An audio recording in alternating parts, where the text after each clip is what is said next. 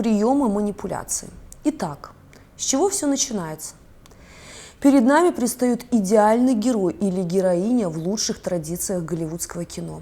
Поэтому мысль, он все, о чем я мечтала. Мы созданы друг для друга, он ответ на все мои страдания. Верный признак – остановиться и присмотреться к поведению, за которым вы часто найдете приемы манипуляции. Итак, начнем наш список. Комплименты. Да, именно они. Вы удивитесь, но это прекрасный способ манипуляции. Поэтому, если вам делают их слишком много и не по делу, например, рассказывают о красоте ваших ног, но при этом вы прекрасно знаете, что это далеко не так, это верный знак. Некоторые даже специально выбирают самое некрасивое и начинают хвалить именно эту часть. И жертва думает: «Боже, он разглядел во мне то, что не видел никто». Как работают комплименты? Каждый раз, когда вас хвалят, ваше бессознательное кричит: «Да, я такая, да». И со временем вы садитесь на них, как на иглу. И что происходит дальше? Для того, чтобы вы начали нервничать, манипулятору достаточно перестать вас хвалить. Следующий способ – это ложный выбор. Дорогая, ты мусор вынесешь или в супермаркет сходишь? Вам всегда предлагают два варианта, удобные манипулятору. Только то, что нужно ему. Давление на принятие решения, удобное ему. Ну ладно. При этом на лице маска горького разочарования. У вас включается чувство вины, и вы даете заднюю. Или еще: «Я думал, ты у меня не такая, как все, как Маша, как жена Толика, как бывшая подружка». Вариантов много. Нажатие на желание быть лучше, чем другие, быть уникальной. Не сдержусь и отвлекусь от темы. Если вы реагируете на такую форму, нужно немедленно заняться своей самооценкой. Жалость. Никто не сделает это для меня, кроме тебя. Только ты сможешь мне помочь. Давление на материнский или отцовский инстинкт. И мы усердно начинаем делать за него все, о чем он просит и не просит. Женщины, помните, что материнский инстинкт должен проявляться исключительно к ребенку. Мужчины, помните об этом же. Все это, как я говорю, детские игры или манипулятор версии Light. Light еще способен выйти на договоренности и продемонстрировать сочувствие к вашим слезам. Но спустя какое-то время он вернется к своей стратегии. Есть еще версия Hard. Hard – это особый вид зверя. Мало того, что он использует базовые приемчики, он еще освоил системы полного уничтожения личности. И в его арсенале оружие, направленное на разрушение границ психики. Все его приемы базируются на 3 самых страшных состояниях для нашей психики – неизвестность, нелогичность и неопределенность. Такой вид особо опасен, потому что в эту комплектацию не входит чувство сопереживания или сочувствия. У него их нет. Каким образом он это делает? Понижение. Понижение самооценки – то, с чего всегда начинает манипулятор Hard. Есть несколько способов для этого. Первый – давление интеллектом. Он постоянно использует в своем лексиконе слова, которые для вас непонятны, и поэтому каждый раз соглашаетесь с его мнением. Второй – это двоякий комплимент. У тебя классные джинсы, но эта рубашка сюда не подходит. От таких комплиментов остается неприятное послевкусие, которое включает чувство неуверенности в себе. Третий – сравнение с бывшими. Вот Маша готовила лучше, а такая фигура была у Лены. Но зато ты человек хороший. После применения таких техник со временем самооценка жертвы падает, и при этом в фоновом режиме звучит песня из его же уст. «Как же тебе повезло со мной, какой я умный, красивый и востребованный». При этом многим из них до красоты, умности и востребованности ой как далеко. И один из самых жестких разновидностей понижения самооценки – это присутствие третьей стороны. И, кстати, далеко не факт, что он выбирает между тобой и ею, но он создает это ощущение. «Не могу определиться, с тобой вижу тебя сегодня, но не вижу в старости».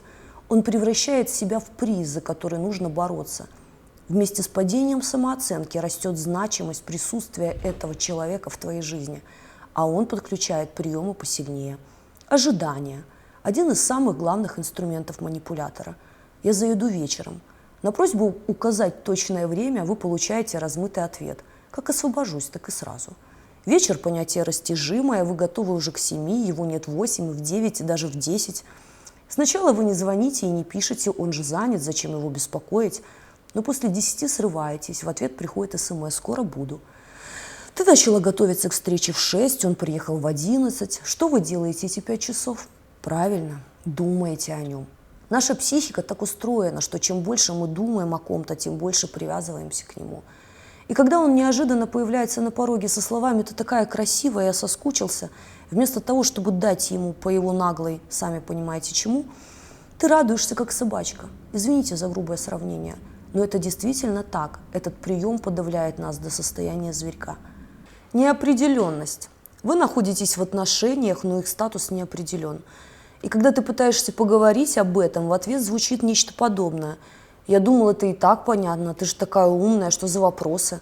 А также перевод разговора в другое русло. «Ты такая красивая, какая яркая блузка, и уже знакомая. Тю, я думал, ты другая».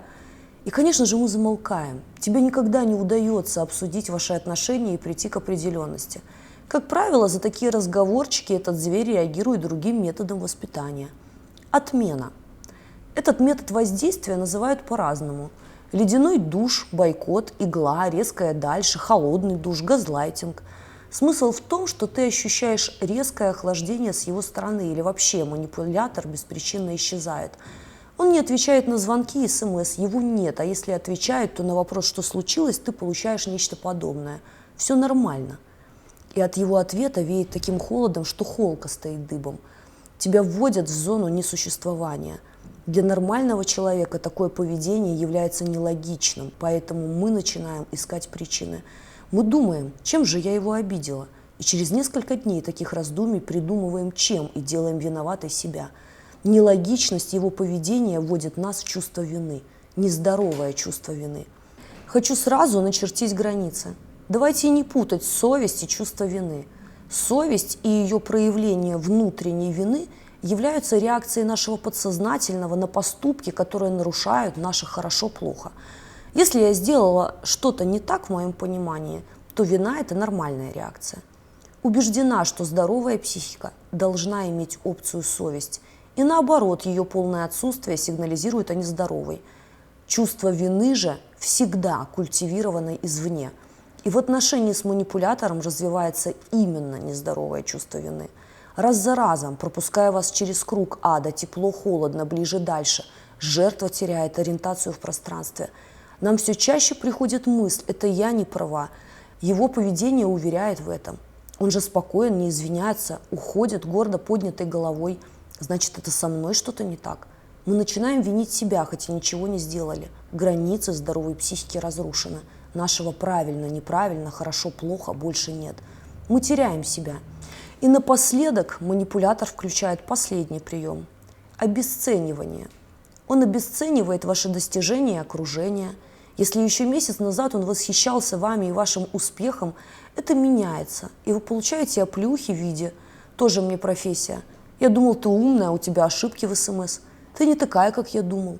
Манипулятору очень важно, чтобы у жертвы не было поддержки. Поэтому он направляет свои силы на обесценивание ее близких и друзей.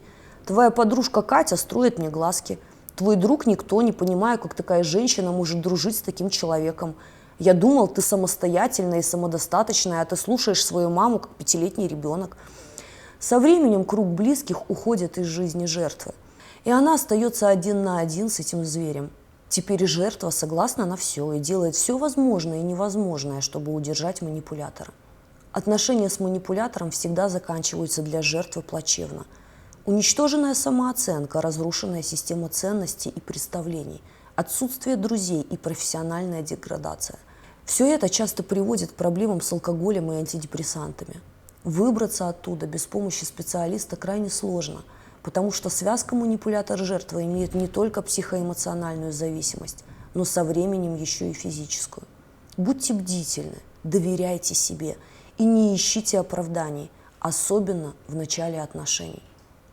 Смотрите более подробное видео на эту тему по ссылке в описании, ставьте лайки и подписывайтесь на канал.